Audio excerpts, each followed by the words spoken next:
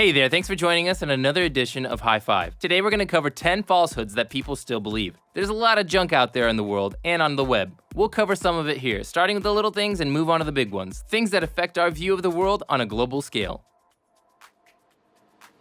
Ostriches hide their heads in the sand when they feel threatened. There's never been a recorded instance of that actually happening. They wouldn't be able to breathe for one thing, but they do pick bits of sand out that they eat in order to digest food better. When an ostrich feels threatened, it does what any normal organism does. It runs, and fast. Ostriches can run at speeds of 44 miles per hour.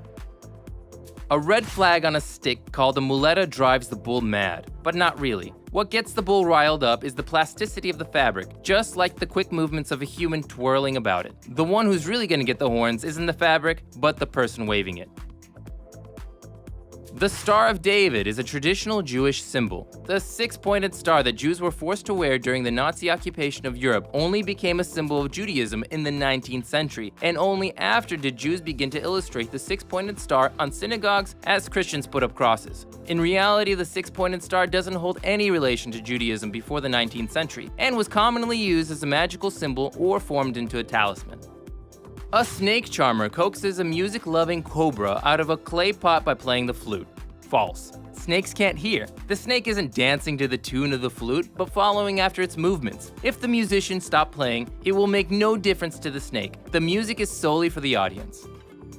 The Illuminati and the reptiles are ruling the world.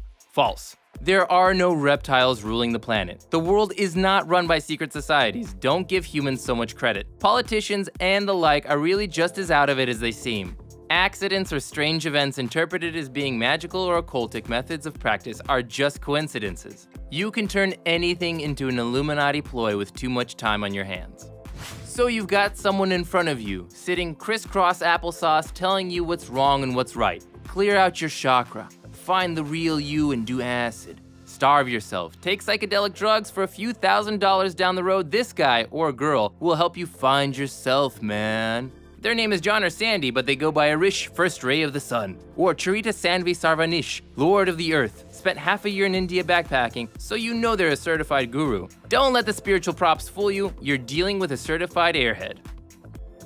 So, Lady Esmeralda put a gypsy scarf on her head, rolls her eyes, and breathes sporadically while chanting nonsense and telling you very broad facts about your past. Keen people reading and good knowledge of demographics. Sometimes someone will approach one of these types looking to re-establish contact with the lost one. If it's an official type like a constable, then you may be in for a treat because psychic powers are less effective when joined with the law. Right. The world functions on commerce and money. Without it, the world would simply cease to exist. That's not exactly true. That which we call money today isn't what's been around for centuries upon centuries. Money as we know it simply provides a structure that we've been taught that, well, basically enslaves us. There are other alternatives, but people cope with what options they're given. Go ahead and Google the Venus Project, and you'll see what we mean by alternative.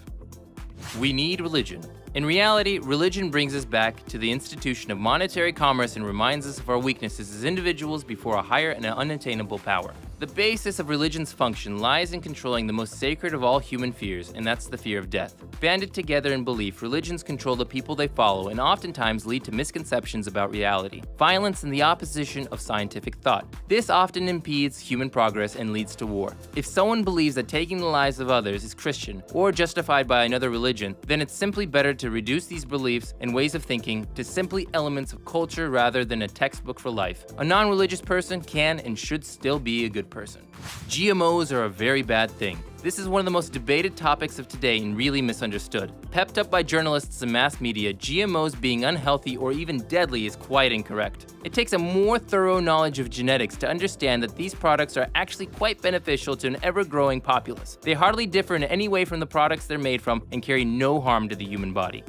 And that's our list for the top 10 most misleading things that people continue to believe. Remember, ignorance arises from the lack of knowledge, and not simply that, but the absence of wanting to attain it. I hope we are all on a journey in life to attain it. Go ahead and hit that like button too if you're on a search for knowledge, and don't forget to subscribe to our channel and see more content.